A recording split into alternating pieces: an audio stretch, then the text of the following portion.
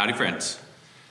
We talked about slowing down after we talked about the Sabbath, and today I want to talk to you about slow food. You may have heard this phrase, you may not have, but slow food is that intentionality we have when we eat. Now, I'll be the first to acknowledge that swinging by Culver's to get something good to eat is nice. It's quick. Popping by McDonald's to grab a cheeseburger real quick is enjoyable. But we all know this is not healthy. When we do food quickly, we don't take the time to appreciate so much of it. Now, the slow food movement, as it were, is a movement in knowing where your food comes from and being intentional about how you make it and when you eat it. You can probably know the difference between a family meal around McDonald's or in the car on the way to the next event and sitting down with your loved ones and breaking bread together, right?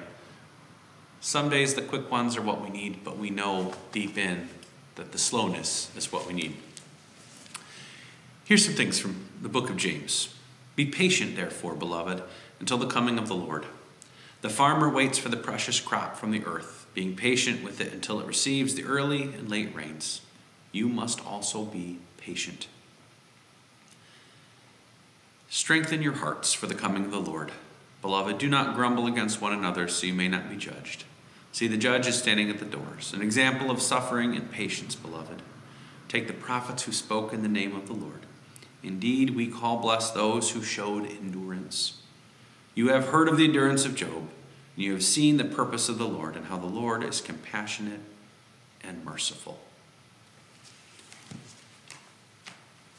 Slowing down when we eat with our foods can make a huge difference, not just for your health, but for your full health. Being intentional about breaking bread, whether literal bread or just having a meal together, is what we do so often when we want to know people better, to spend time with them, to build relationship. Slow food is the idea that when you make your food, you do it intentionally. I love to cook. It's one of my favorite things in this world to do.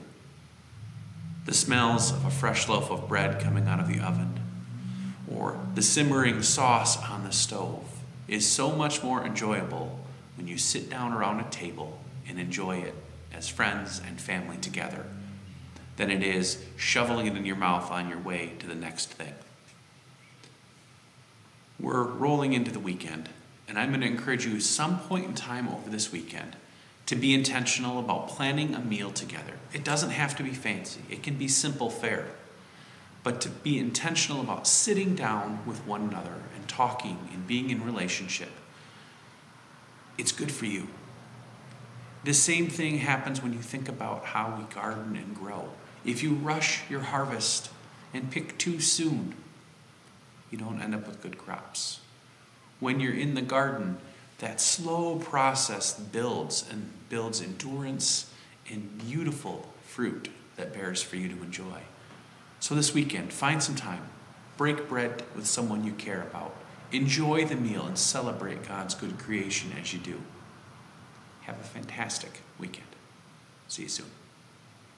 And he walks with me and he talks with me and he tells me I am his own, and the joy